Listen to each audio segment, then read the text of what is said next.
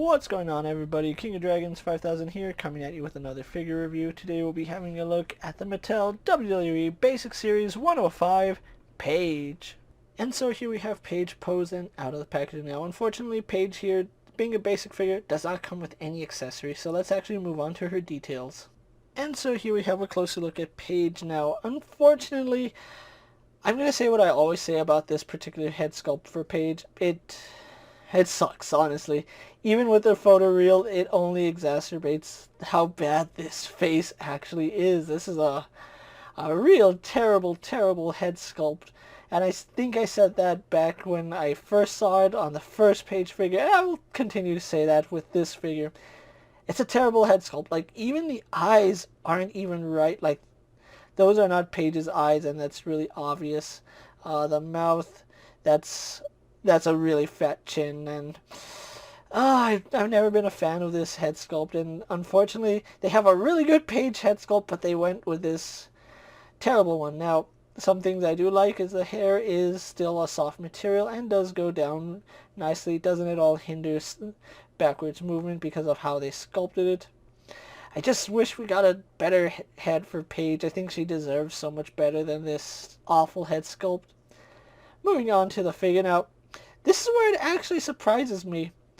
With the exception of the arms, and the arms are the only terrible thing about this figure next to the head sculpt, this is a pretty good figure. Now, the reason for that is it's mainly the Elite Paige that we've gotten in the past, so really do like that. Now, her shoulders, yeah, they do seem a little bit big, and that's just because of the way this shoulder is made. Her original shoulders were a little more flush and didn't stick out so much, so that is a little bit unfortunate. And we do have the single swivel down here at the elbow instead of the bicep. We have an open hand here, clenched fist right over here. But as far as the rest of the figure goes, it's basically an Elite Paige, and I really do like this body that they went with. It's the first Paige figure that we've got, and glad that they carried it over here. Now, she is wearing a black version of her original ring gear, which they did cover up because it has to be PG. We all know Paige isn't exactly PG, if you know what I'm talking about, but the figure needs to be, so they did kind of cover her up there. Unfortunately, they didn't paint the studs all throughout her attire. You can see the studs are sculpted, they're just not painted, and it's kind of odd because they're painted up here in the front, and we get nothing in the back. That's normally something that Mattel doesn't do. We normally do get the studs painted, so don't know why there's that. Really do like this torso for Paige. We do get her unique crotch piece with the studded belt, which that does look good. The studs are all painted nicely. Really clean. You can see some lace right here, lace right over here. Her really pale thighs going down to her knee pads. She is, of course, wearing long socks, so that is pretty accurate. Then we have Paige's combat boots, which I really do like that. And you can notice she has a hinge here. She has a swivel here. So everything about this figure we've seen before, but for a basic figure now, I think this is a really good deal. Like, we get articulated ankles. That's something we don't see anymore. But besides that, it's still your basic Paige figure. Now, I would have liked to see some updates to her tattoos. I know she has tattoos on her body now, so real unfortunate that they didn't get any of her tattoos done. But that's just me nitpicking at this point. So besides the head and the arms, this would be a totally awesome Paige figure if they just gave us a better head and gave us the elite arms. But that's neither here nor there. So with that out of the way, guys, let's actually get Paige compared to other figures you may have in your collection. And so here we have Paige posed next to an Elite Brock Lesnar and a basic Jeff Hardy. Here we do have Paige posed next to a basic Dana Brooke and an NXT TakeOver Eva Marie. So with the comparisons out of the way, let's actually take a look at Paige's articulation. Now, like I said, this is basically an Elite figure, which I do like that. We do have a ball joint in the head, but because of how low her head sits on that joint, we don't get any upward down movement. We don't get any side to side. So we're mainly just going to get swivel out of that, but her hair does kind of get in the way, so do be aware of that.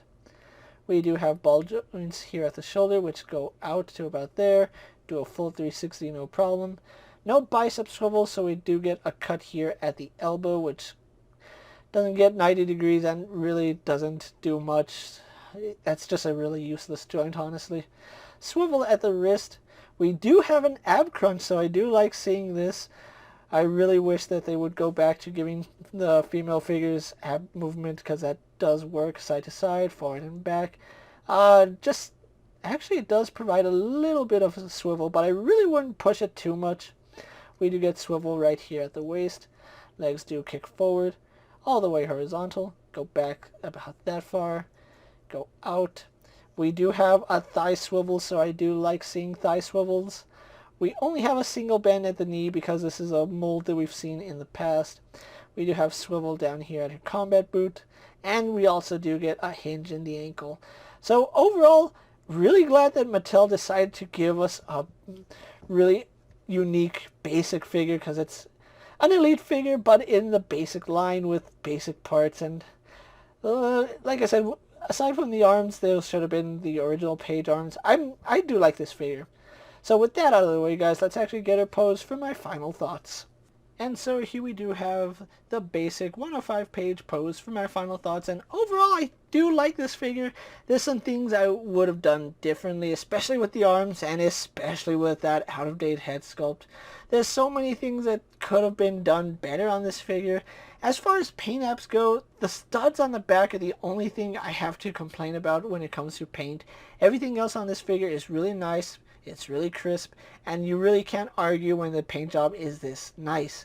Now, like I said, the arms kind of do suck. Now, unfortunately, being a basic figure, they did opt to give her the new arms, where I think the older arms on Paige would have been much better, because she has really broad shoulders in this figure, and that's not really how Paige looks.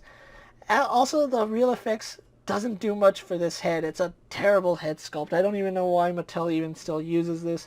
They should have just rescanned Paige and then just updated the figure a little bit. But overall, I still like the way it came out. It's a really nice figure to have in your collection if you're a fan of Paige, or just wanted a really nice figure to have in your wrestling collection, especially if you have like your own little backdrop where you need extras to fill in the fans. This is a really good figure for that. With that being said, guys, I'm KingofDragons 5000. Don't forget to like this video, leave a comment, subscribe to my channel. Go check out all my other action figure reviews, as well as all my other WWE videos. Hopefully you find them informative. As always, if there's a figure you would like to see me review, let me know down in the comments, and if it's in my collection, I'll definitely have a look at it. While you're at it, check out my Instagram account for new and exciting action figure photos, and as always, ring that bell to be notified every time I upload a video. Until next time, guys, I'll see you later. Take care, everyone.